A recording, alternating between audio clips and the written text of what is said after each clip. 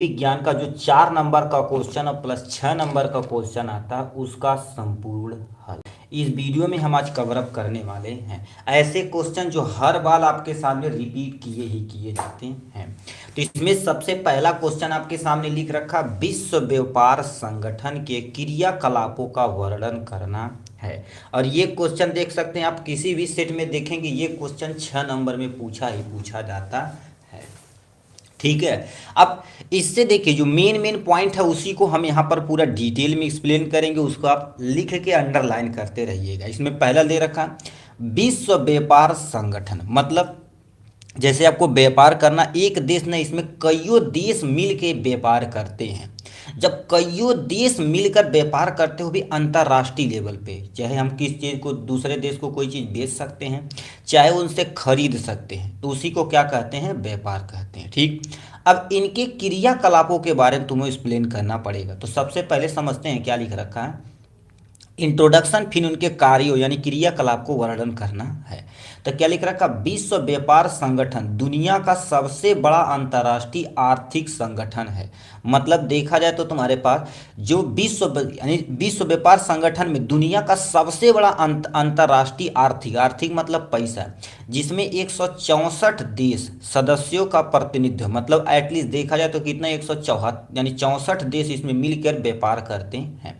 For example मान लेते हैं आपके सामने हम कोई चीज़ यहाँ पर बता रहे हैं, ठीक है, ये है, ठीक है। अब देखिए हो क्या रहा है, जैसे मान लेते हैं कि यहाँ पर कोई देश ए है, इसके साथ कईयों देश मिलके जब व्यापार करते हैं, चाहे सामानों को खरीदते हैं चाहे सामानों को बेचते हैं, कोई भी चीज़ कर सकते हैं, उसमें क्या कर दिया जाता है, विश्व व्यापार कहलाता है। इसमें कितने 164 देश शामिल हो चुके हैं, पहला। अब ये वाला जो 2 पॉइंट आप याद रखिएगा, इसको प्लीज नोट डाउन करके अंडरलाइन कर दीजिएगा। क्या लिख रखा है, विश्व व्यापार संगठन की स्थापना कब हुई थी, 1995 में हुई थी। ये आपके सामने एमसीक्यू में क्वेश्चन में पूछा जाता है, यानी विश्व व्यापार संगठन की स्थापना कब हुई थी, 1995 में हुई थी। इसको एमसीक्यू में पूछा जाता है।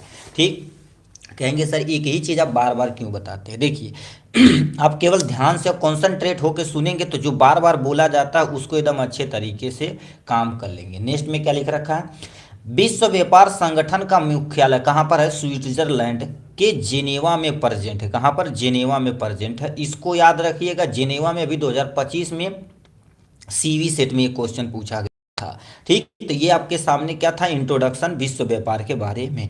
अब इन कार्यों के बारे में थोड़ा सा उल्लेख करते हैं। पहला पॉइंट आपके सामने क्या लिख रखा है यहाँ से, ठीक लिख रखा है, विश्व व्यापार संगठन के कार्य निम्न है। पहला पॉइंट में क्या लिख रखा है, विश्व व्यापार संगठन अंतर्राष्ट्रीय व्यापार से संबंधित नियमों को पर निर्धारित करता है। अब इनका मतलब क्या होता है, इस टर्मोलॉजी का मतलब क्या होता है, लिख रखा क्या हो गया, विश्व व्यापार संगठन मतलब एक संगठन है कि मान लेते हैं कोई ए देश है अन्य अन्य देशों से आयात तथा निर्यात कर रहा है, तो कोई ना कोई नियम होगा, उस नियमों को पालन कराने की जिम्मेदारी किसी की होती है, इसी संगठन की होती है। वही लिख रखा है, विश्व व्यापार संगठन अंतर्राष्ट्रीय व्यापार से संबंधित नियमों को निर्धारित करता है और इन नियमों का पालन कराने के लिए हर संभव प्रयास करता। मतलब ये संगठन जो बैठा हुआ है, संगठन नियम तो बना दिए, इस नियम को क्या कर देना, आपको प्रॉपर पालन करवाने की जिम्मेदारी आपकी बनती है, जो संगठन करवाता है।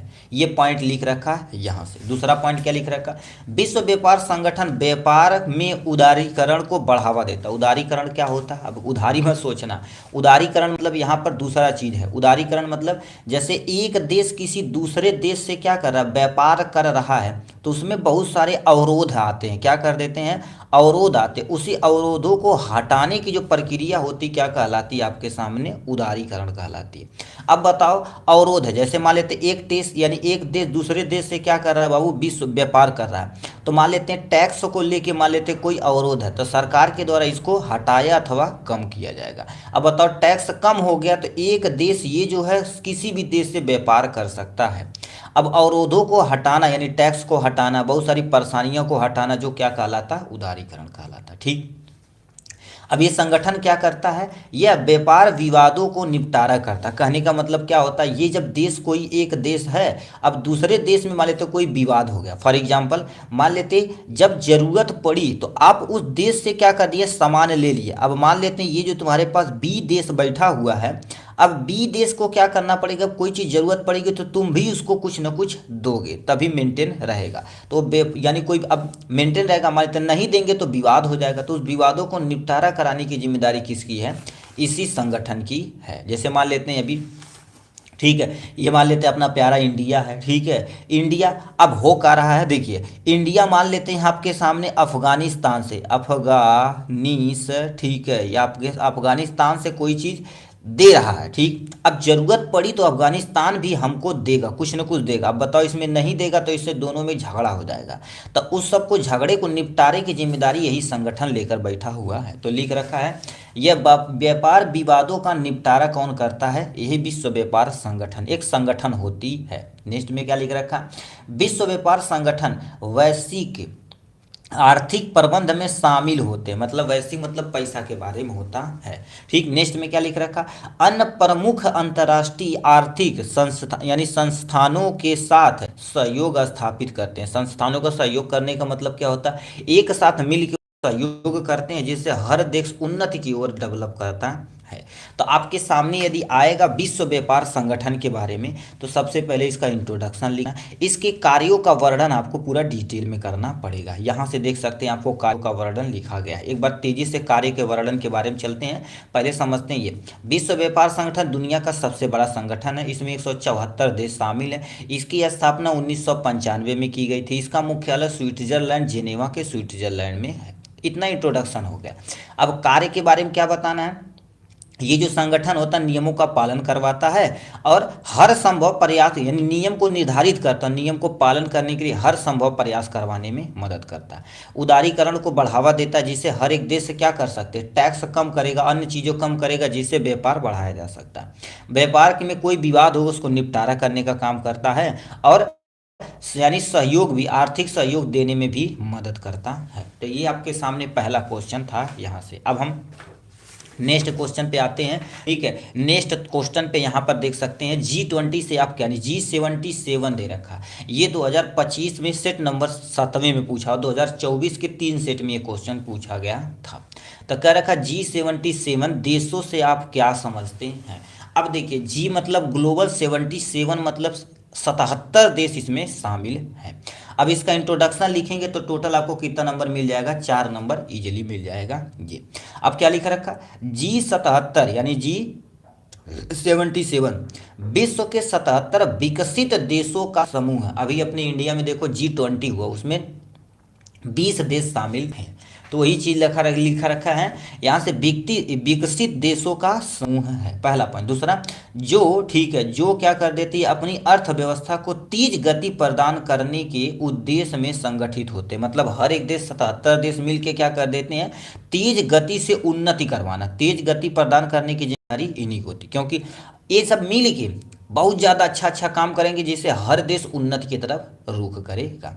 इन 77 देशों में एक नई अंतर्राष्ट्रीय आर्थिक प्रणाली से इनका आशय एक ऐसी व्यवस्था से था जिसमें, मतलब तुम्हारे पास 77 देश मिलेंगे तो अंतर्राष्ट्रीय आर्थिक प्रणाली बताएंगे, मतलब पैसा के बारे में, जिसे जीडीपी नॉर्मल भाषा बोलते हैं, ठीक। अन्य यानी अन्य आशय से व्यवस्था की जाएगी। इसमें क्या क्या चीज़ रहेगा, ध्यान से सुनिए। सबसे पहला, इन्हें अपने संसाधनों यानी संसाधनों पर सही अर्थ पर यानी नियंत्रण मिल सके। मतलब ये 77 देश है, जैसे मान लेते कोई देश तेल निकाल रहा है, कोई कुछ कर रहा है, कोई कुछ कर रहा है। जैसे मान लेते अपने देखा जाए तो इंडिया कृषि प्रधान देश है, क्या होगा, कृषि प्रधान देश है। तो यहाँ से जो भी चीज़ चाहिए, किसी को गेहूँ चाहिए, किसी को चावल चाहिए, तो ये प्रोवाइड कराते हैं। और किसी से हमको तेल चाहिए तो उससे भी हम ले सकते हैं। तो अर्थ में लिख रखा, अर्थ में नियंत्रित मिल सके। दूसरा, इन्हें विकास के लिए अधिक सहायता मिल सके। मान लेते हैं कोई देश है विकसित है, तो हमको भी सहयोग करेगा तो हम विकसित की तरफ रुख करेंगे। नई नई टेक्नोलॉजियाँ लाई खेती के बारे में सब चीज़ मेंटेन करेंगे। दूसरा, कच्चे माल के सही दाम मिल सके। अब कच्चा माल जैसे अपने यहाँ दूध हो गया, खेती वाली सामान हो गया, तो दूसरे देश में बेचेंगे। अब बताओ 77 देश हमारे, तो एक देश हमको सस्ता ले रहा तो हम दूसरे से बेच देंगे। क्यों हमको सस्ता बेचना? जैसे मार्केट में यहाँ पर कोई चीज़ खरीदने जाते हैं तो 50 जगह आप पूछते हैं, ठीक है, 50 जगह पूछते हैं, जहाँ सस्ता मिलता है वहाँ आप खरीदते हैं, ठीक। आयात निर्यात सही संबंध बनाए रखने की जिम्मेदारी इन्हीं की होती है। आयात मतलब कोई चीज़ हम बेच सकते हैं, निर्यात मतलब हम ले सकते हैं। तो आयात निर्यात कराने की जिम्मेदारी किनकी होती है? इन्हीं की होती है, ठीक। ये 77 देश मिलके करते हैं।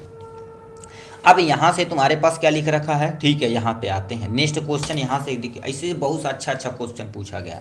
लो देखिए, अब दूसरा क्वेश्चन ये है, ठीक है।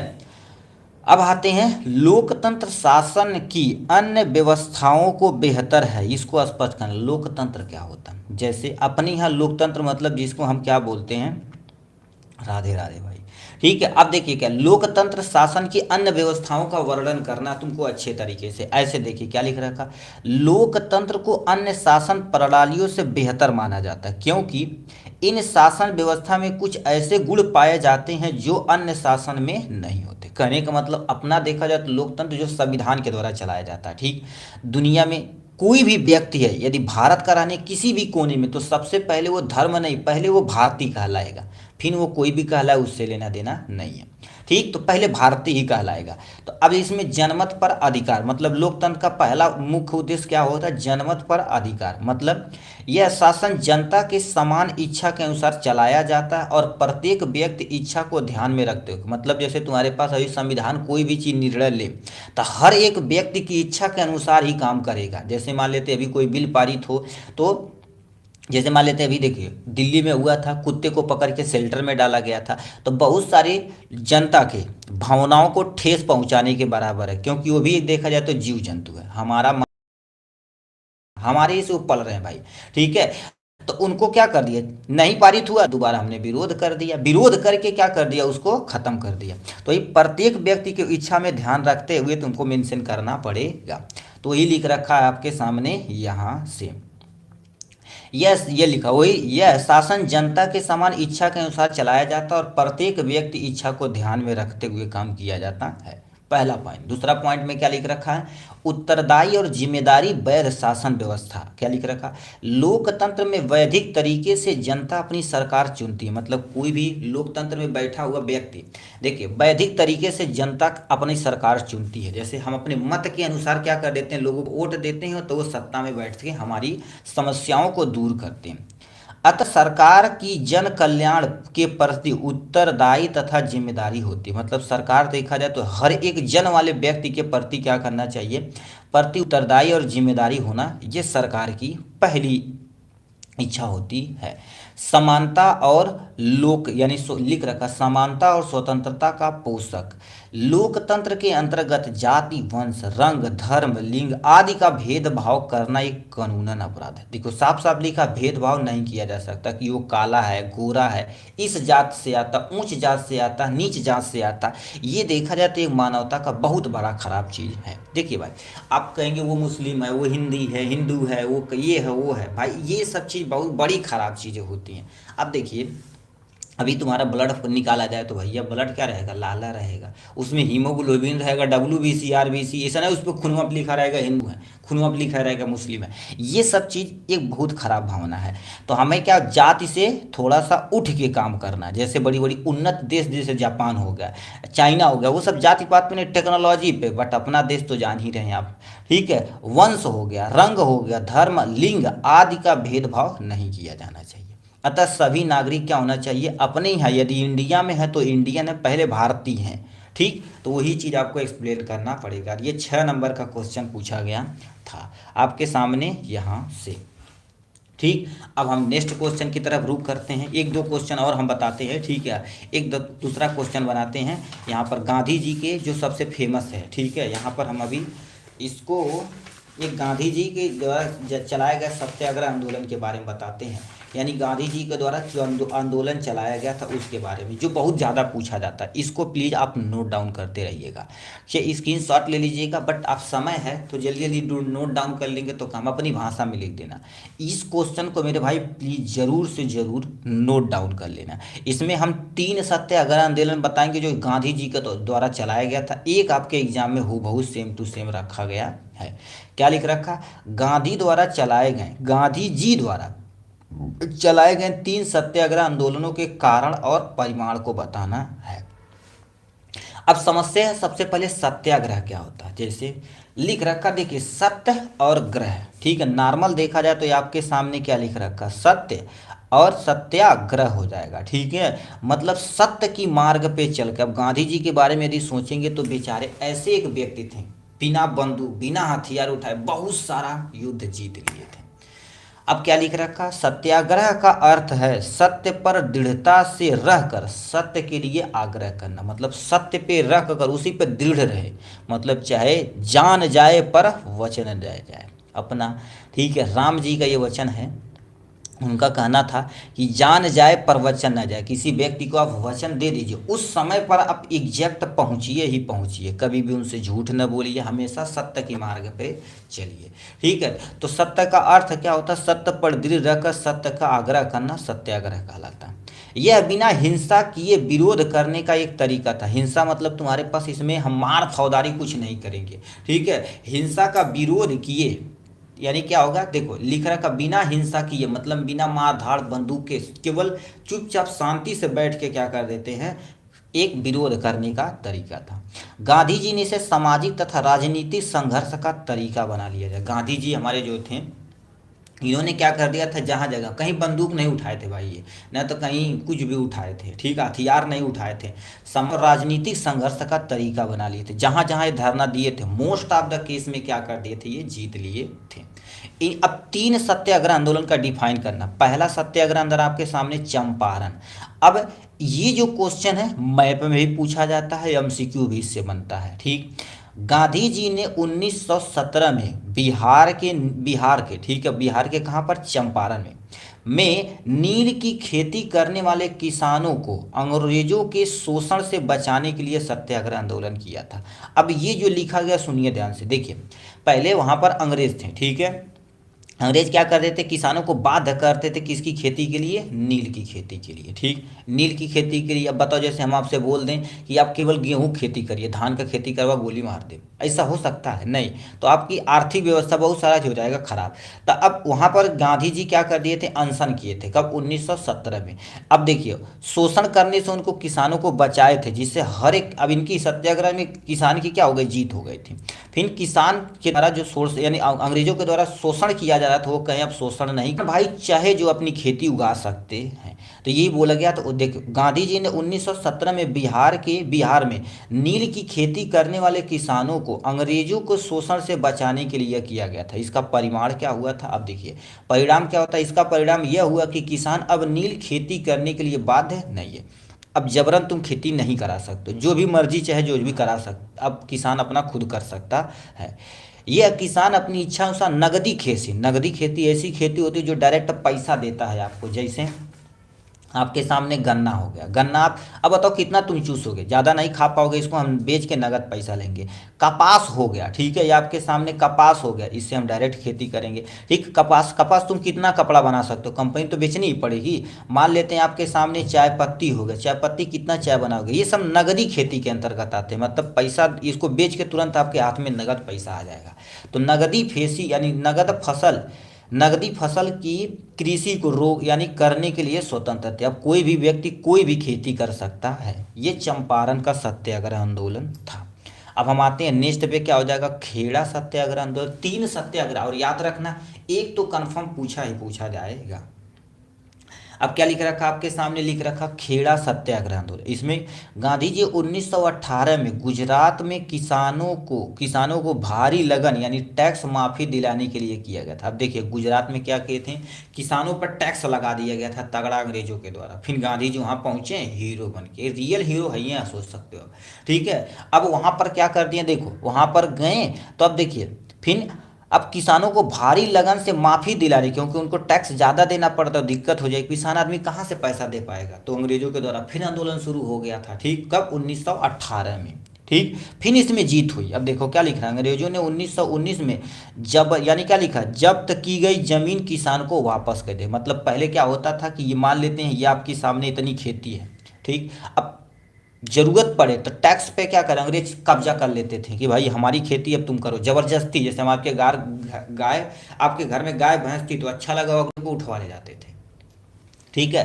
किसानों को वापस पड़ा, यानी वापस करना पड़ा। खेड़ा सत्याग्रह भारत के इतिहास में किसानों की सबसे बड़ी उपलब्धियों में से एक थी। अब खेती उनको किसानों को मिल गई, कोई भी खेती कर सकते हैं।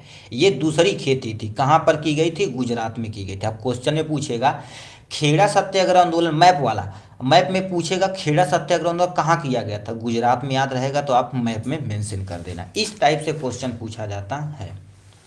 अब क्या लिख रखा, नेक्स्ट एंड फाइनल तुम्हारे पास अहमदाबाद मिल सत्याग्रह आंदोलन। अब इसमें क्या हो गया था, देखिए इसमें अहमदाबाद की सूत मिल थी, सूती मिल कहाँ थी, अहमदाबाद, गुजरात के अहमदाबाद में हुई थी, ठीक। अब इसमें जो वर्कर थे उनको पैसा कम दिया जा रहा था, ठीक। तब आए फिर रियल हीरो हमारे गांधी जी, फिर उन्होंने सत्याग्रह आंदोलन किया, फिर वहां पर जीत हुई, 30 से लेकर 35% वेतन ही लोगों का बढ़ गया। तो ये क्या लिख रखा, महात्मा गांधी जी ने अहमदाबाद में मिल मजदूरों को बेहतर वेतन दिलाने के लिए सत्याग्रह 1918 में किया था। इसका परिणाम क्या हुआ, गांधी जी का तो यानी द्वारा चलाया गया यह आंदोलन सफल रहा, जिससे मजदूरों का कितना 35% वेतन में वृद्धि हो गई, 30 से लेकर 35%। एग्जैक्ट देखा जाए तो एनसीईआरटी में लिखा 30 से 35% का वेतन बढ़ चुका था, ठीक। तो ये आपके सामने हो गया है यहाँ से। अब नेक्स्ट क्वेश्चन के थोड़ा थोड़ा चलते हैं, थोड़ा अच्छा क्वेश्चन और देखते हैं आपके सामने यहाँ से, ठीक है, आपके सामने, ठीक है। अब यहाँ से हम थोड़ा सा और चलते हैं। ये क्वेश्चन आप देखिए, राजनीतिक दलों का 4 महत्वपूर्ण कार्यों का उल्लेख करना है एकदम अच्छे तरीके से, ठीक है, एकदम अच्छे तरीके से यहाँ पर एक्सप्लेन करना पड़ेगा, ठीक। अब देखिए राजनीतिक दल के कोई 4 कारणों का उल्लेख करना है। राजनीतिक दल होती क्या, जैसे अपने यहाँ सरकार बांट दी गई है कि केंद्र सरकार प्लस में राज्य सरकार। अब राजनीतिक दल का प्रमुख कार्य पहला क्या कर देता है, राजनीतिक दल जनता और सरकार के बीच की कड़ी होती है। जैसे मान चीज अभी मान लेते हैं करवाना है सरकार से, तो सरकार के पास क्या कर, डायरेक्ट तो पहुंच नहीं सकते हैं, सरकार को किसी न किसी, जैसे मान लेते हैं आप अपने विधायक यानी एमएलए से बोलेंगे, वो सीएम के पास ले जाएंगे तो अपना काम हो पाएगा। तो ये लिख रखा, राजनीतिक दल जनता तथा सरकार के बीच की कड़ी होती जो राजनीतिक दल कहलाती है। राजनीतिक दल अपने उम्मीदवार को अधिक से अधिक मत जिताने का प्रयत्न करती, कोई भी पार्टी हो, कोई भी व्यक्ति हो, सोचता कि हमारा नेता अधिक से अधिक वोटों से जीते, ठीक। तो वही लिख रखा, राजनीति उम्मीदवारों को अधिक से अधिक मत से, ठीक, जिताने का प्रयत्न करते हैं, ठीक। ये लिख रखा, राजनीतिक दल देश के कानून निर्माण में महत्वपूर्ण भूमिका निभाते। जैसे कोई नया कानून पारित करना तो राजनीतिक दल के ही द्वारा ये संभव हो सकता है। नेक्स्ट में क्या लिख रखा, लोकतंत्र में प्रत्येक दल सरकार बनाने का प्रयत्न करता। मतलब लोकतंत्र में बैठा कोई भी व्यक्ति सोचता हमारी सरकार बन जाए, क्योंकि हमारी सरकार बनेगी तो काम अच्छा होगा। फिर क्या लिख रखा, चुनाव लड़ना, राजनीतिक दल में हर एक व्यक्ति को समान, ठीक, अधिकार होता कि वो चुनाव लड़ सकता। सरकार की आलोचना करना, मतलब सरकार की आलोचना मतलब जैसे सरकार की निंदा करना। जैसे मान लेते सरकार कोई काम सही से नहीं कर रही तो हम उनकी निंदा करेंगे तो उस काम पे जल्दी से जल्दी काम होगा। विरोधी दल की भूमिका निभाए देना, विरोधी दल करता क्या, जो नेता कोई काम नहीं कर रहे हैं तो विरोधी दल उनको याद दिलाता, धरना प्रदर्शन देता, उसके प्रति विद्रोह करता है, तब जाकर उस काम किया जाता है। तो ये लिख रखा, विरोधी दल की भूमिका निभाना, ये सब राजनीतिक दल के कार्य हैं। हमसे 4 महत्वपूर्ण कार्य पूछा तो हमने क्या कर दिया, बहुत सारा। क्या लिखा है एक बार तेजी से समझिए, राजनीतिक दल जनता तथा सरकार के बीच की कड़ी होती है। राजनीतिक दल अपने उम्मीदवार को अधिक से अधिक वोट से जिताने का प्रयत्न करती है। राजनीतिक दल देश में कानून निर्माण में महत्वपूर्ण भूमिका निभाते हैं। लोकतंत्र में प्रत्येक दल सरकार बनाने का प्रयत्न करते हैं। हर एक व्यक्ति चुनाव लड़ने का पूरा, ठीक है, उनको छूट है। सरकार की आलोचना राजनीतिक दल ही करती है, विपक्षी दल भूमिका निभाते हैं, ठीक है। तो ये आपके सामने हो गया है यहाँ से, ठीक। अब इसी पे एक अच्छा क्वेश्चन और पूछ दिया है आपके सामने यहाँ पर, ठीक है। इसमें उन्हीं क्वेश्चन को रखा जाएगा सॉल्व करके भाई, जो पिछले साल आपके सामने पूछे गए हैं, किसी न किसी साल पूछे जाएंगे तो उसको आपको करना पड़ेगा। तो इसमें पहला क्वेश्चन आपके सामने पूछा है, एक संसाधन के रूप में मिट्टी के महत्व का, ठीक है, मिट्टी के महत्व का उल्लेख कीजिए तथा भारत में पाई जाने वाले किन्हीं दो प्रकार की मिट्टी का वर्णन करो। जैसे सुने होंगे काली मिट्टी, जलोढ़ मिट्टी, ठीक है, तो ये सब सारी चुने होंगे। एलुअल सॉइल का नाम सुने होंगे, तो वो चीज़ बताना है। अब समझते हैं, मृदा मिट्टी हमारे लिए देखा जाए तो एक माँ के समान है। इंडिया में देखा जाए तो कितना बढ़िया कल्चर है, धरती को अपनी माँ मानते हैं। क्यों? क्योंकि माँ इसलिए माना जाता है क्योंकि हमारा पालन पोषण जमीन पे हुआ है, ठीक है, भोजन यहीं से मिलता, पौधा यहीं से मिलता है। सूर्य को भगवान माना जाता है क्योंकि दुनिया को चलाने वाले वही व्यक्ति हैं, ठीक। तो ये सोच सकते हो कितना बढ़िया कोऑर्डिनेट मैनर में सब काम हो रहा है। मृदा संसाधन, मानव पोषण, जल निस्पंदन तथा स्वस्थ पौधे की वृद्धि के लिए महत्वपूर्ण है क्या? मिट्टी। मिट्टी देखा जाए तो मानव पोषण, मानव को पोषण चाहिए, भोजन चाहिए, कहाँ से मिलेगा? मिट्टी से मिलेगा, जो पौधों से प्राप्त होता है। जल निस्पंदन, बताओ, जल नीचे जाता है, बारिश जब होती है जल नीचे जाता है, नल के द्वारा निकाल के उसको पीते हैं। स्वस्थ पौधे यानी स्वस्थ पौधे की वृद्धि के लिए भैया क्या चाहिए? मिट्टी चाहिए। जो भोजन के साथ, ठीक है, भोजन के साथ कृषि और जीवों का आश्रय के लिए महत्वपूर्ण लाभ प्रदान करते हैं। कहने का मतलब तुम्हारे पास भोजन के साथ साथ कृषि और जीवों को आश्रय के लिए महत्वपूर्ण लाभ प्रदान करते हैं, ये हो जाएगा यहाँ से, ठीक। अब हम आते हैं इस पे, दो मिट्टी का हमको वर्णन करना। पहली आती है काली मिट्टी। काली मिट्टी क्या होती है? काली मिट्टी में कैल्शियम कार्बोनेट, मैग्नीशियम, पोटास और चूना के तत्व पाए जाते हैं, इसीलिए ये किस कलर की होती है? ब्लैक कलर की होती है। ये काली मिट्टी के बारे में है। क्यों काली मिट्टी होती पूछा जाएगा तो कैल्शियम कार्बोनेट, मैग्नीशियम, पोटास आदि पाए जाते हैं, इसलिए ये ब्लैक कलर की होती है। काली मिट्टी में कपास उगाया जाता है। अब इसको याद रखना, ये इंपॉर्टेंट है, 2025 में एक क्वेश्चन पूछा गया, कपास किस मिट्टी में उगाई जाती है? तो सिंपल सा बोलना, कपास किस मिट्टी में उगाई जाती है आपके सामने, ठीक है, काली मिट्टी में उगाई जाती है, ठीक। अब देखिए, काली मिट्टी विकास के लिए अत्यंत उपयोगी होती है। काली मिट्टी का निर्माण लावा से होता है, तो ये काली मिट्टी का वर्णन हो गया है। अब इसके बाद एक मिट्टी और आती है जिसको हम जलोढ़ मिट्टी बोलते हैं। क्या बोलते हैं? जलोढ़ मिट्टी। अब जलोढ़ मिट्टी क्या होती है? कभी कभी देखेंगे बाढ़ आ जाती है और उससे बहकर बहुत सारा मिट्टी एक जगह इकट्ठा हो जाता है, ऐसे मिट्टी को जलोढ़ मिट्टी के अंतर्गत रखा जाता है। तो क्या लिख रखा है? जलोढ़ मृदा नदियों द्वारा बहकर लाई गई मिट्टी होती है, उसी को जलोढ़ मिट्टी कहते हैं।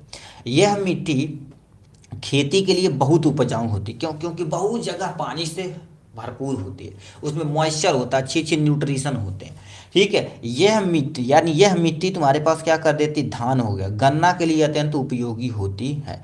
अभी देखेंगे इस समय देखा, जितना भी आपकी खीरा हो गया, कांकर हो गया, फूट हो गया और बढ़िया से तरबूजा हो गया, खरबूजा हो गया, सब कहाँ से आता? भाई जलोढ़ मिट्टी से ही आता। अब देखेंगे पानियाँ कम हो रही नदियों के किनारे, तो देखेंगे बहुत सारा जगह खरबूजा बो दिया गया है, ठीक है। हम जहाँ यहाँ पर रहते हैं अम्बेडकर नगर के बगल में, ठीक है, तो वहाँ पर बो दिया गया है, ठीक है। तो वही अब गर्मी के सीजन में खरबूजा ला के बल भर खाया जाएगा, जो मज़ा आएगा। धान होगा, गन्ना हो गया, आज के लिए अत्यंत उपयोगी है। यह मृदा कहाँ पर पाई जाती है? गंगा नदी के किनारे, गोदावरी नदी के मैदान में पाए जाते हैं, जो जलोढ़ मिट्टी का काम करते हैं, ठीक। ये आपके सामने क्वेश्चन दिया था, इसको हमने एक्सप्लेन कर दिया है यहाँ से, ठीक। एक क्वेश्चन और दिया है आपके सामने, स्टेप बाय स्टेप आप क्वेश्चन को समझते जाइए। भारत की आर्थिक तथा राजनीतिक स्थिति पर प्रथम विश्व युद्ध के प्रभावों का विश्लेषण करना है। कितने नंबर का? 2+2 4 नंबर का ये क्वेश्चन पूछा गया है। मतलब प्रथम विश्व युद्ध जब हुआ था, अपने भारत की स्थिति कैसी थी, इसको एक्सप्लेन करना पड़ेगा। अब बताओ, युद्ध होगा, अब तुम सिंपल सा बताओ, एक घर में गांव में ही दो पक्ष में मार हो जाए तो कपार फूट जाएगी, पैसा बहुत ज़्यादा थाने में दिया जाए, ये होता ना। तब सोचो विश्व युद्ध हो रहा तो बहुत भयानक टाइप में भुखमरी आने के चांस हो जाते हैं। भारत की आर्थिक स्थिति का प्रभाव, मतलब जब प्रथम विश्व युद्ध हुआ था तो भारत में आर्थिक स्थिति पे क्या प्रभाव पड़ा था? पहला, प्रथम विश्व युद्ध के प्रभाव से रक्षा व्यय में भारी वृद्धि हुई थी। मतलब रक्षा व्यय मतलब तुम्हारे पास क्या होते हैं? रक्षा व्यय मतलब रक्षा में अधिक से खर्चा किया गया था, क्योंकि देश को बचाना, पहले देश है भाई, ठीक है, तो उनको बचाने में बहुत ज़्यादा पैसा खर्च कर दिया गया था, ठीक। फिर क्या लिख रखा, जिसे करों को बढ़ावा दिया गया, टैक्स बढ़ा दिया गया था। टैक्स बढ़ेगा तो पैसा मिलेगा, तो पैसा क्या कर देगी सरकार अपने, ठीक है, आर्मी में लगाएगी और हमारे देश की सुरक्षा करेगी। सीमा शुल्क बढ़ा गए थे, ठीक है, मतलब एक स्टेट से दूसरे स्टेट में उस पर भी टैक्स देना पड़ेगा, ठीक है, देश में मान लेते आना है तो तब भी देना पड़ेगा। और आयकर शुरू कर दी गई थी, टैक्स तगड़ा शुरू कर दिया गया था। फिर 1919 से लेके 1918 के बीच कीमतें दुगनी हो, ठीक है, कीमतें थी वो बहुत ज़्यादा, ठीक है, दुगनी हो गई थी, ठीक, दुगनी हो चुकी थी, जिससे, ठीक है, जिसके कारण आम लोगों की मुश्किलें बढ़ा। बताओ तुम, पैसा जब दुगना लगेगा, मान लेते 1 रुपया, जब कोरोना तुम एग्जाम्पल भाई देख लो, तो विश्व युद्ध को तो छोड़ो, कोरोना का देख लो। 1 रुपया का पैरासीटामॉल क्या कर देते थे भाई, एमआरपी काट के 55 रुपया में बेचते थे, ठीक है। तो महंगाई दुगनी, सामान दुगनी हो जाएगी। अब सीधे बोल देते थे लेना है लेना, तो जो भैया जाओ। अब उसमें हम बताओ क्या कर सकते हैं भाई, मजबूर है तो आदमी लेना पड़ेगा, ठीक है। तो ही चीज़ बोला गया है यहाँ पे, ठीक। अब राजनीतिक पे क्या प्रभाव पड़ा हुआ था, इनके बारे में थोड़ा सा देख देने तुम्हारे पास लिख रखा। राजनीतिक, ग्रामीण इलाकों में जबरन भर्ती का व्यापक गुस्सा प्रकट हो गया था। सरकार के द्वारा आते थे गांव से बच्चे जो तंदुरुस्त रहते थे, भर के ले जाते थे, ट्रेनिंग करवाते थे और उनको भेज दिया जाता कि भाई देश के लिए लड़िए, ठीक। तो ये होता था। अब 1918 से लेकर 1921 में देश के बहुत सारे हिस्सों में गई थी। बताओ, अब जब मार होगा तो जाहिर सी बात फसल ही खराब होगी। फसल क्या होती, बहुत सारा खराब हो गए थे, जिसके कारण खाद्य पदार्थों का भारी अभाव पैदा हो गया था। मतलब खाद्य पदार्थों में भारी अभाव पैदा हो गया था, ठीक है। तो ये आपके सामने रह रखा है, यानी राजनीतिक और इन पे क्या प्रभाव पड़ा, आप यदि यहाँ से अच्छे से देख लिया है, ठीक है। ये हो गया आपके सामने यहाँ से। अब हम नेक्स्ट क्वेश्चन पे थोड़ा सा चलते हैं, ठीक है, और हम बढ़िया बढ़िया क्वेश्चन देखते हैं। राजनीतिक दल तो देख लिए, काली मिट्टी भी देख लिए, विदेशी व्यापार। अब यहाँ से वैश्वीकरण लिख रखा, भारतीय कृषि के प्रभाव पर टिप्पणी तुमको लिखना है। क्या दे रखा आपके सामने, देखिए, भारतीय कृषि पर वैश्वीकरण के प्रभाव पर टिप्पणी लिखना। पहले वैश्वीकरण समझिए क्या होता है।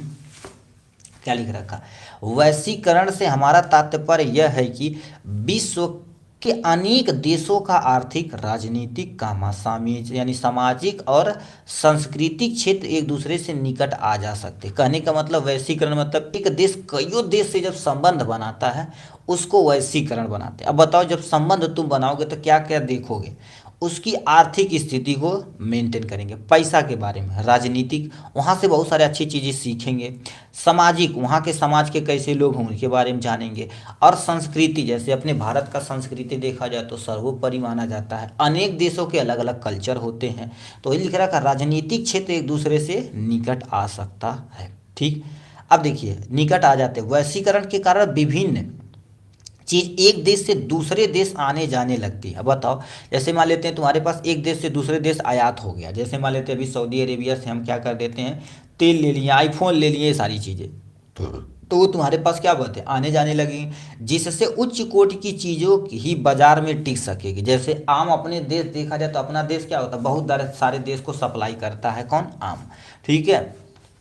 ये करने का काम जिम्मेदारी किनकी होती है। अब जो अच्छी क्वालिटी का सामान रहे वो मार्केट में टिक पाएगा, नहीं तो यहाँ से नमस्ते हो जाएंगे, ठीक। इनका आप कृषि पर क्या प्रभाव पड़ा, इनके बारे में समझिए, क्योंकि भारत एक कृषि प्रधान देश है, बार बार बोला जाता है। यहाँ पर 75%, 70 से लेकर 75% लोग कृषि पर ही निर्भर हैं, ठीक। तो भारत एक कृषि प्रधान देश है जो अन्न का, यानी अन्न का निर्यात करता, मतलब अन्न दूसरे देश को देता है, ठीक है। फिर क्या लिख रखा, अपनी जरूरत के अन्य सामानों को खरीदता। जैसे मान लेते किसी देश को दे रहे हैं तो उनसे देश से, उस देश से हम कोई अन्य चीज भी अपने अनुसार ले सकते हैं, ठीक। विभिन्न फसलों की मांग बढ़ने से भारत में अन्य चीज़ों की अधिक उत्पादन होगा। क्यों, क्योंकि बताओ, जैसे मान लेते हैं टेक्नोलॉजी में मान लेते हैं हम अधिक डेवलप नहीं है, तो कृषि में तो डेवलप है, कृषि बेचेंगे, उनको फसल बेचेंगे। अब बताओ, जब फसल बिकेगा दूसरे देश में तो अपने यहाँ फसल की महंगाई होगी, तो हमको किसानों को दुगनी आय होगी। तो ये लिख रखा आपके सामने, विभिन्न फसलों की मांग बढ़ने से भारत के अन्य चीज़ों के अधिक उत्पादन होने लगेगा, ठीक। अब इसमें देखिए, हरित क्रांति के बाद श्वेत क्रांति, पीली क्रांति, नीली क्रांति। हरित क्रांति क्या होती है, ऐसी क्रांति, देखिए एक कहानियां थी, सरकार के द्वारा कितना अच्छा निर्णय लिया गया था। एक कहानी थी, जब अपने यहाँ क्या होता भोजन नहीं था, ठीक है, भोजन नहीं तो अमेरिका से मदद मांगा गया था कि हमको गेहूं दीजिए। अब तुम सोचो अमेरिका हमको कितनी घटिया क्वालिटी का दिया था, जो वहाँ सुअर को खिलाया जाता है वो हमको दे दिया था। ठीक, तब वहाँ से हरित क्रांति लाई गई कि भाई किसानों को इतना भर भर के पैसा दिया जाए कि खेती करें, इतना कि परेशान कर दिया जाए किसी दूसरे देश को कि भाई अब से टक्कर नहीं ले भाई। ठीक है, तो खेती बहुत तगड़ा करना शुरू कर दिया गया था। ठीक है, तो हरित क्रांति के बाद श्वेत क्रांति आई। श्वेत क्रांति दूध के लिए, पीली क्रांति आपके सामने तिलहन तेल वाली फैमिली के लिए, नीली क्रांति आपके सामने मछली के लिए। बहुत सारी क्रांति लाई गई जिसमें दूध, तिलहन, मछली आदि का उत्पादन भर भर के किया गया। श्वेत ला भैया, दूधव दूध बल भरता। अब याद रखना, दूध में सबसे नंबर 1 नीदरलैंड है। ठीक है, नीदरलैंड सबसे ज़्यादा दूध देता है। ठीक है, अब देखिए हरित क्रांति में खेती आती है जिसमें तुम्हारे पास फसल वगैरह आती है। ठीक है, इसमें तुम्हारे पास क्या हो जाएंगी, फसल आती है। ठीक है, ये आपके सामने फसल आती है। नीली क्रांति में आपके सामने मछली आती, पीली क्रांति में आपके तिलहन फैमिली के आते हैं। तो ये इतना तुमको बताना पड़ेगा। अब देखिए एमसीक्यू में ये पूछेगा तो इसको बना के आप यहाँ से लिख देना है। अभी यहाँ पर क्या कर दिया जाएगा, एक अच्छा क्वेश्चन और पूछा, तृतीयक क्षेत्र क्या होता है। याद रखना, आपसे अनुरोध है क्षेत्र जरूर पढ़ लेना तुम। प्राथमिक, द्वितीयक, तृतीयक, चतुर्थी, 4 क्षेत्र होते हैं। चारों क्षेत्रों को आप पढ़ लेना। एक क्षेत्र आपके एग्जाम में जरूर से जरूर आएगा। अब समझिए तृतीयक क्षेत्र अन्य क्षेत्रकों से कैसे भिन्न है, 100 उदाहरण सहित तुमको एक्सप्लेन करना पड़ेगा। अब देखिए प्राथमिक तथा द्वितीयक क्षेत्र किसी वस्तु का निर्माण करते हैं। प्राथमिक क्षेत्र के अंतर्गत जैसे खेती हो गया, मछली पालन, मधुमक्खी पालन, ये सारी चीजें आती हैं। जबकि तृतीय क्षेत्र किसी वस्तु का निर्माण यानी उत्पाद नहीं करता, बल्कि तृतीय क्षेत्र सेवाएं प्रदान करता। क्या कर देता, सेवा प्रदान करता है। कैसे, अब स्टेप बाय स्टेप देखिए। तृतीय क्षेत्र की गतिविधि प्राथमिक तथा द्वितीयक क्षेत्र के विकास में मदद करती है। जैसे प्राथमिक तथा द्वितीयक क्षेत्र में उत्पादित वस्तुओं को ट्रकों और ट्रेनों द्वारा एक स्थान से दूसरे स्थान तक किया जाता है। जैसे भी ट्रेन चल रही है ना, तो बताओ कंपनियों में कोई चीज़ बन रहा है, ठीक है, तो उसको एक जगह से दूसरी जगह भेजने का काम तृतीयक क्षेत्र का होता है। तो वही बोल रखा, वस्तुओं को ट्रकों और ट्रेनों द्वारा एक स्थान से दूसरे स्थान पर ले जाना तथा बाजार में बेचने आदि का तृतीयक क्षेत्र के रूप में यानी द्वारा किया जाता है। तृतीयक क्षेत्र के द्वारा ही किया जाता है। तृतीयक क्षेत्र यानी सेवा प्रदान करते, जैसे बैंक हो गया, चिकित्सालय हो गया, टेलीफोन हो गया, यानी बीमा कंपनी आदि सभी तृतीयक क्षेत्र के उदाहरण हैं। तृतीयक क्षेत्र के अंतर्गत और क्या जाते हैं, तृतीयक क्षेत्र का उपयोग प्राथमिक तथा द्वितीयक क्षेत्र की क्रियाओं के विकास के लिए किया जाता है। बताओ नई नई चीजें बन रही तो उसका प्रचार प्रसारण कौन करेगा, तृतीयक क्षेत्र। जितना ज्यादा प्रचार करेगा उतना ज्यादा क्या होगा, प्राथमिक तथा द्वितीयक क्षेत्र का काम होगा। तो ये तृतीयक क्षेत्र के इंट्रोडक्शन के बारे में था। गांधी जी के द्वारा चलाए गए आंदोलन के बारे में हम तो बता ही दिए थे। ठीक है, यहाँ से थोड़ा सा ये क्वेश्चन देख लेना। भारत में संघीय व्यवस्था के 4 विशेषता लिखना। संघीय मतलब भारत में देखा जाए तुम्हारे पास संविधान के द्वारा चलाया जाता है, वो चीज़ बताना पड़ेगा। अपने यहाँ व्यवस्था कैसे होती, ध्यान से सुनना। लिख रखा, संघीय व्यवस्था के निम्न विशेषताएं हैं। पहला, संघीय शासन व्यवस्था में 2 स्तरों में गठन किया गया, जैसे एक केंद्र सरकार, एक राज्य सरकार। अब देखा जाए तो केंद्र सरकार का काम अलग होता है, राज्य सरकार का काम अलग होता है। जैसे फॉर एग्जांपल यूपी बोर्ड, अभी तुम यूपी बोर्ड का जो परीक्षा दे रहे हो वो राज्य स्तर पे होता है। ठीक, उत्तर प्रदेश जो पुलिस आपकी सेवा में लगी है वो भी राज्य पुलिस के अंतर्गत आती है। अब केंद्र सरकार, ट्रेन देखा जाए तो केंद्र सरकार के द्वारा चलाई जाती, आर्मी केंद्र सरकार के द्वारा चलाई जाती है। तो इसीलिए शासन 2 में बांट दिया गया, एक केंद्र सरकार, दूसरा राज्य सरकार में बांटा गया है। अब संविधान के अनुसार केंद्र सरकार तथा राज्य सरकार को कार्य बांट दिया गया है। इसमें तुम्हारे पास पहला संविधान क्या कहलाता है, ठीक, पहला स्टेप क्या कहता है संविधान। पहला स्टेप बोलता है लिखित एवं कठोर संविधान। अपने भारत का देखा जाए तो जो संविधान है वो लिखित तथा कठोर संविधान है। ठीक, इसमें लिखा रखा क्या, भारतीय संविधान एक लिखित तथा कठोर संविधान है। इसमें संशोधन करना आसान नहीं है। तो तुम सोचो आसानी से संशोधन किया जा सके तो ये पॉसिबल नहीं है। नेक्स्ट में क्या लिख रखा आपके सामने, शक्तियों का विभाजन। अभी बोले केंद्र सरकार का काम अलग होता है, राज्य सरकार का काम अलग होता है। तो वही बोलिए शक्तियों का विभाजन, संविधान द्वारा केंद्र और राज्यों में शक्तियों का स्पष्ट विभाजन कर दिया गया, मतलब स्पष्ट विभाजन कर दिया कि केंद्र सरकार तुम अपना काम करो, राज्य सरकार हम अपना काम करेंगे। इन संबंध में 3 सूची बनाई गई, पहली संघ सूची, दूसरा राज्य सूची और समीपवर्ती सूची का निर्माण किया गया है। ये शक्तियों का विभाजन। अब हमारा संविधान और क्या कहता है, बोला गया स्वतंत्र और निष्पक्ष न्यायपालिका। संविधान कहता है कि कोई दुनिया में कोई भी कितना भी बड़ा दिग्गज हो, काला हो, गोरा हो, ऊंच हो, नीच हो, इससे लेना देना नहीं। निर्णय हमेशा हमेशा क्या कर देना है बाबू, निष्पक्ष होके करना है तुमको, ठीक। तो ये लिख रखा, संविधान किसी भी निर्णय को सोच समझ के लेता है, यह किसी भी अधीन कार्य नहीं करता। संविधान क्या होगा, किसी के अधीन काम नहीं करता है, ठीक है, करता अपना न्याय निष्पक्ष रूप से प्रकट करता है, मतलब अपना न्याय क्या कर देता, निष्पक्ष रूप से प्रकट करता है। ये हो गया। इसमें एक चीज और आती जो बहुत फेमस होती है, इसको हम क्या कर देते हैं, यहाँ दिखाते हैं आपको, ठीक है, यहाँ पर आपको दिख देते हैं, लिख रखा। चौथा, एकहरी नागरिकता और एकहरा संविधान, मतलब भारत के तुम किसी भी कोने से आओ उससे लेना देना नहीं, किसी भी जाति किसी भी धर्म से आओ उससे लेना देना नहीं, पहले तुम भारतीय हो। भारत के किसी भी जाति और किसी भी राज्य और नागरिक हो, उनकी नागरिकता हमेशा हमेशा भारतीय ही। भारत यानी साथ ही भारत का संविधान एकहरा संविधान, अर्थात राज्यों का कोई अलग सरकार, राज्य सोचो अलग कोई सरकार बना ले, संविधान बना ले, तो ये पॉसिबल नहीं है। वो हमेशा हमेशा सेंटर के अंतर्गत काम करना पड़ेगा, ठीक। तो ये आपके सामने हो गया है यहाँ से। और कुछ है, विश्व व्यापार संगठन तो देख ही लिए, प्रथम G77 तो देख ही लिए, ठीक है। अब यहाँ पर हम क्या कर देते हैं, मृदा अपरदन के बारे में थोड़ा सा देख लेते हैं। उसके बाद यदि आपको कोई चीज़ लगता है तो बोलिए, आप कमेंट बॉक्स में लिखें। जैसे हमारे तो जितने लोग लाइव देख रहे हैं, कमेंट बॉक्स में मान लेते टॉपिक लिखेंगे तो उसको भी हम यहाँ पर एक्सप्लेन कर देंगे। केवल टॉपिक का आप नाम लिख देते हैं तब भी हम एक्सप्लेन कर देंगे उसको यहाँ से, ठीक है, यहाँ से। अब लिख रखा है, मृदा अपरदन को रोकने का कोई 2 उपाय बताना है। मृदा अपरदन मतलब समझते हो कि नहीं जैसे पानी के द्वारा पूरी मिट्टी काट दी जाती है, बताओ ऊपरी हिस्सा काट दिया जाएगा तो दिक्कत हो जाएगी।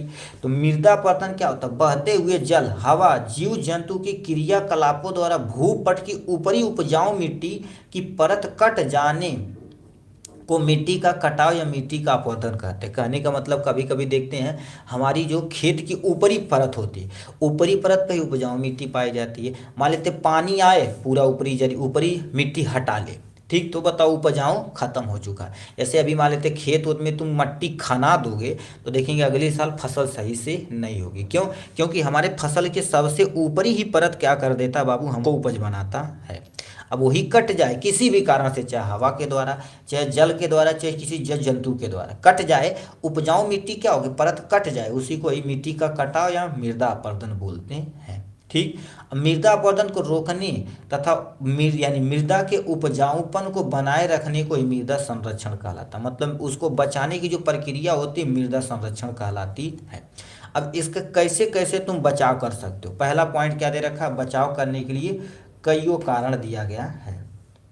पहला, बांध बना देंगे। अब बताओ, बांध बनाएंगे तो ऊपरी परत की जो मिट्टी रहेगी वो भाग नहीं पाएगी, तो इससे कर सकते हैं। वृक्षारोपण, अधिक से अधिक पेड़ लगा देंगे। वनों की रक्षा करेंगे, आपके सामने यहाँ से। पशुचारण पर नियंत्रण लगा देंगे। पशुचारण पे हम क्या कर देंगे गुरुदेव, नियंत्रण लगा देंगे, जिससे अपना काम हो जाएगा। ये सब तुम्हारे पास इसके, ठीक है, कारण हो जाएंगे। यहाँ से लिख रखा, खेतों में मेड़ बना देंगे। खेतों में मेड़ मतलब तुम्हारे पास क्या होगा, खेतों में बहुत सारा जब मेड़ लगा देंगे तो हमारे पास मिट्टी बह के नहीं जाएगी एक जगह से दूसरे जगह, ठीक। ये हो गया। अब हम चलते हैं थोड़ा सा आगे की तरफ चलते हैं, ठीक है। ये हो गया है ये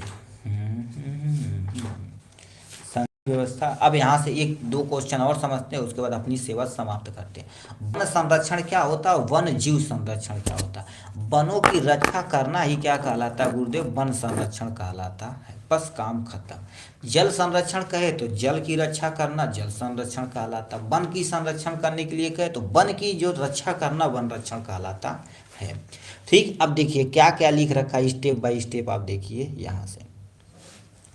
वन संरक्षण लिख रखा वनों को काटने से रोकना तथा वृक्षारोपण करना ही वन संरक्षण कहलाता। मतलब वनों को काटने से रोकना और वृक्षारोपण करना मतलब अधिक से अधिक वृक्ष लगाना क्या कहलाता है? वन संरक्षण कहलाता है। ठीक, वन संरक्षण का मुख्य उद्देश्य वनों को नष्ट होने से बचाना, क्योंकि वन को सुरक्षा करना है तो वनों को हमको अधिक से अधिक बचाना है, और जैव विविधता को बनाए रखना। मतलब वन में रहने वाले जीव और पेड़ पौधे को हमको मेंटेन करना। पौधा मतलब जैसे अभी देखा जाए तो अपने इंडिया में अलग अलग वैरायटी के पेड़ पाए जाते हैं। कुछ हमारे लिए उपयोगी होते हैं दवा के रूप में, ईंधन के रूप में, हवा के रूप में, पानी के रूप में, किसी न किसी तरह से रूप में हमारे पास जरूरी होते हैं। तो वही लिख रखा है, यानी वन संरक्षण का मुख्य उद्देश्य उनको नष्ट करने से बचाना, जैव विविधता को बनाए रखना इन्हीं की जिम्मेदारी होती है।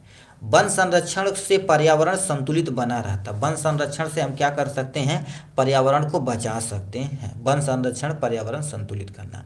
वर्षा समय समय पर नियंत्रित रहती है। यदि वन संरक्षण होगा तो वर्षा समय समय पर होगी।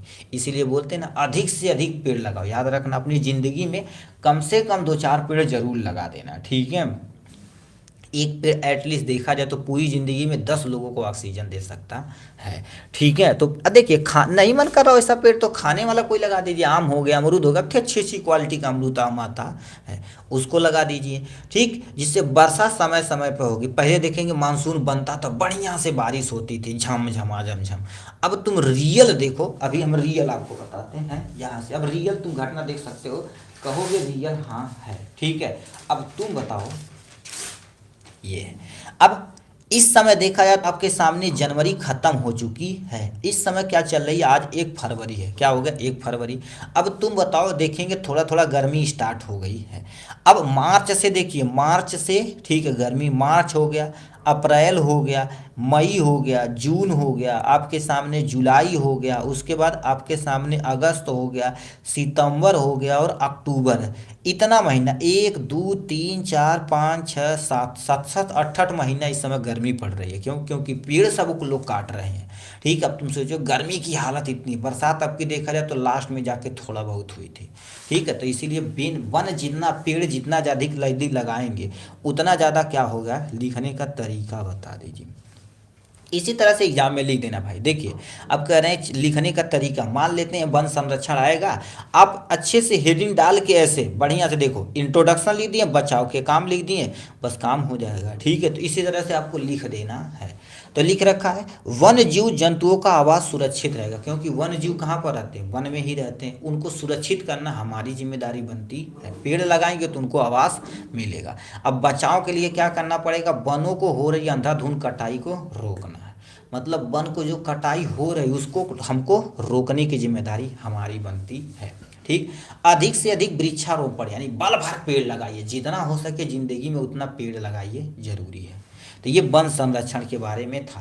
तो वन संरक्षण से आप क्या समझते हैं? पहले इंट्रोडक्शन देख देना, बचाव 1-2 पॉइंट लिख देना, 4 नंबर बन जाएगा यहाँ से। अब लास्ट एंड फाइनल अच्छा क्वेश्चन क्या देगा? भारत में वन जीव संरक्षण के उपाय सुझाना। मतलब वन जीव मतलब वनों में रहने वाले, ठीक है, वनों में रहने वाले जीव का हमको संरक्षण करना, वन जीव संरक्षण कहलाता है। क्या लिख रखा? वन जीव संरक्षण अधिनियम 1972 के अनुसार वनों में रहने वाले जीव जंतु को सुरक्षा प्रदान की जाती।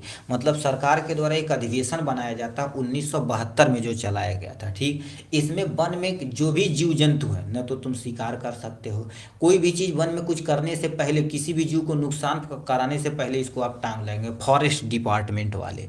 ठीक है, अब यदि कटिंग नहीं कर सकते तो वो सारी चीज़ें। तो ये बोला गया है वन जीव संरक्षण अधिनियम 1972 के अनुसार वन में रहने वाले जीव जंतु को सुरक्षा प्रदान करना इनकी जिम्मेदारी है।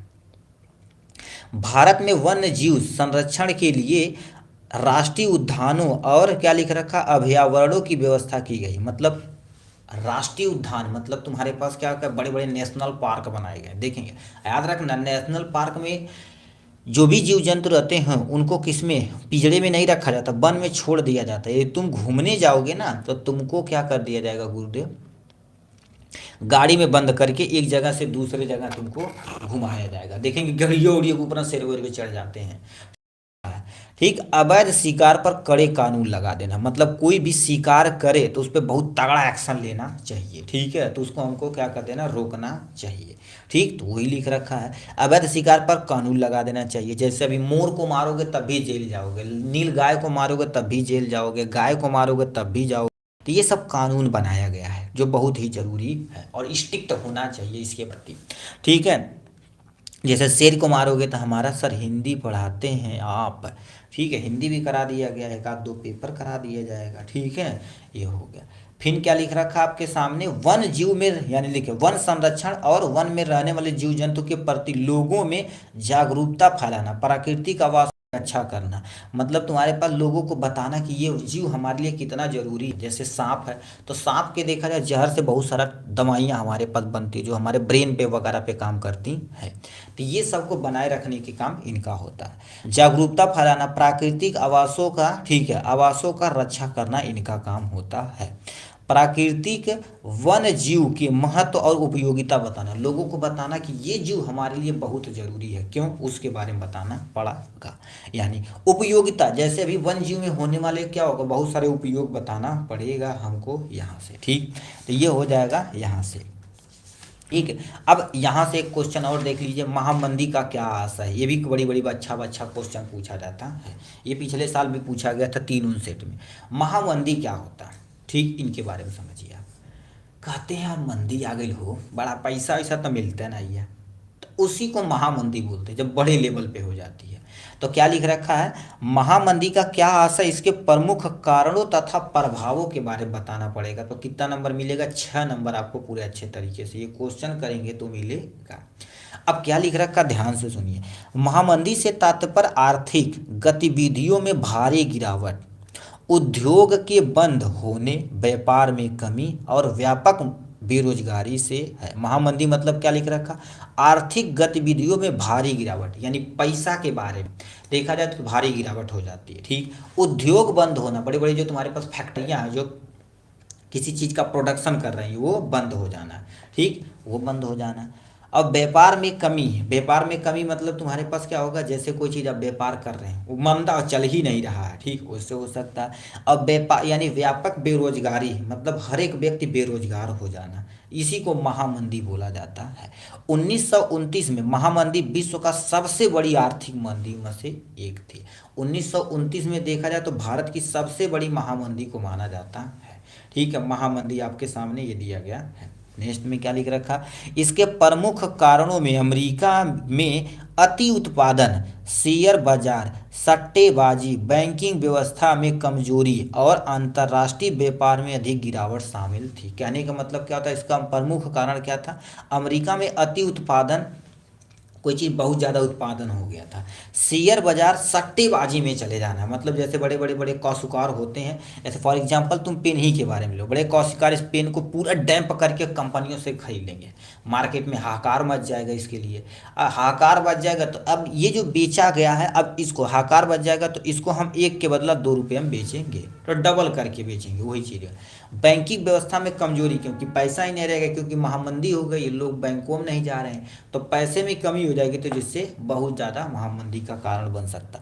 अंतर्राष्ट्रीय व्यापक में अधिक गिरावट, मतलब अंतर्राष्ट्रीय व्यापक मतलब जो व्यापार में जो आयात निर्यात हो रहा है एक देश से दूसरे देश में, उसमें गिरावट हो जाएगी। तो बताओ, देश एक दूसरे के प्रति क्या हो जाएगा, पैसा तो चल रहा है, सब मेंटेन खराब हो जाएगा। अब इसका प्रभाव तथा कारण क्या होता है, पहला, महामंदी का प्रभाव अत्यंत गंभीर थे, जैसे लाखों लोग बेरोजगार हो गए थे। अब रोज बेरोजगार हो जाएंगे तो पैसे की कमी हो जाएगी, लाखों लोग बेरोजगार हो गए थे। बहुत सारे लोग को, यानी बहुत सारे उद्योग बंद हो गए थे, मतलब बहुत सारे, क्योंकि पैसा ही नहीं था, तो उद्योग चलाने के लिए भाई पैसा चाहिए, तो वही बंद हो गए। किसानों की आय घट गई थी, किसानों की जो आय थी वो क्या हो गई थी, आपके सामने घट गई थी। क्यों, क्योंकि महामंदी आ जाएगी, तुम खेतियाँ करके क्या करोगे, ठीक है, जब पैसा तुमको नहीं मिलेगा तो आय घट जाएगी। विश्व व्यापार सिकुड़ गया था, एक देश से दूसरे देश से व्यापार करने के लिए आपके पास पैसा चाहिए, वही मंदी हो चुकी है, तो विश्व व्यापार खत्म हो जाएगा। भारत में कच्चे माल की दाम गिरावट हो गई, ठीक है, मतलब कच्चे माल मतलब जैसे भारत एक कृषि प्रधान देश है, जैसे कच्चे माल तुम्हारे पास दूध हो गया, दही हो गया, फसल हो गया, ये सब तुम कहाँ रख पाओगे, कितना दिन तक रख पाओगे दूध दही, कितना दिन संभाल लग पर सुबह यदि गाय भैंस लगी तो शाम तक दूध खत्म हो जाना चाहिए, या अच्छी क्वालिटी का मैनेजमेंट व्यवस्था होना चाहिए, ठीक है, फ्रीजर वगैरह तगड़ा रहना चाहिए, तो 2-4 दिन चला सकते हैं। इन संकटों में कई देश में राजनीतिक आर्थ यानी लिखा आर्थिकता का, ठीक है, को भी जन्म दिया, मतलब बहुत सारे तुम्हारे पास देश थे जिससे काम हो जाएगा यहाँ से। ठीक, तो इस तरह से देखा जाए तो हमने क्या कर दिया, महामंदी का कारण के बारे में बताना पड़ेगा ये। ठीक, तो ये महामंदी के बारे में था। आशा करते हैं ये वीडियो आपको पसंद हो जाएगा। इस तरह से देखिए बहुत सारा भी क्वेश्चन है, वन बाय वन करके हम पूरा डिटेल में एक्सप्लेन करेंगे। तो चलिए आज के लिए बस इतना ही, फिर मिलेंगे नेक्स्ट वीडियो में। और अपनी राय जरूर बताइए कमेंट में, मान लेते कोई भी मान लेते क्वेश्चन तुमको इंपॉर्टेंट लगे उसको शॉर्ट में ऐसे देखो। एग्जाम में देखिए बहुत सारे पूछ रहे हैं एग्जाम में कैसे लिखेंगे, आपको क्वेश्चन एग्जाम में नहीं लिखना है। देखिए यहाँ पर सीधे आंसर डालना है, मेन पॉइंट यहाँ से लिख देना। उसके बाद महामंदी का प्रभाव इतना, भाई 4 नंबर 6 नंबर बन जाएगा, और इसी को अच्छे से एक्सप्लेन कर दोगे भैया और नंबर मिल जाएगा आपके सामने। ठीक, तो जैसे आपके सामने यहाँ लिखा गया पॉइंट वाइज, एग्जाम में देखिए ऐसे पॉइंट वाइज आपको लिखा, जितना अच्छे से पॉइंट वाइज लिखेंगे टीचर को उतना अच्छा लगेगा।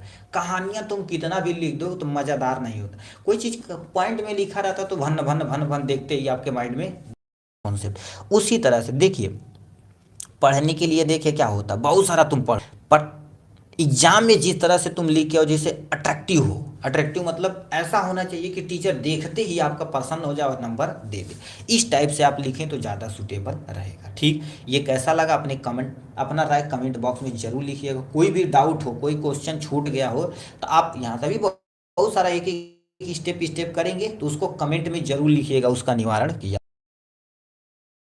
इतना ही, फिर मिलेंगे नेक्स्ट वीडियो में नेक्स्ट टॉपिक के साथ। Take care.